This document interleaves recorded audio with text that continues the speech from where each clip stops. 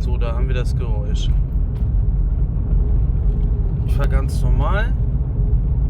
Nach der Seite kommt nichts. Nach der Seite.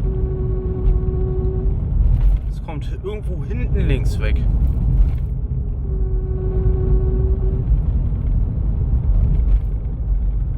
Aber das hat er auch nur im warmen Zustand. Und nur wenn ich nach rechts lenke, dann hat das.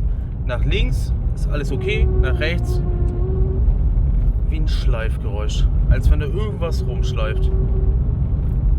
Ich fahre geradeaus, dann geht's. Sobald ich ein bisschen rechts lenke, fängt er wieder an. Das hat er auch nur ab und zu. Nur wenn ich das Auto ein bisschen länger gefahren bin. Dann kriegt er das.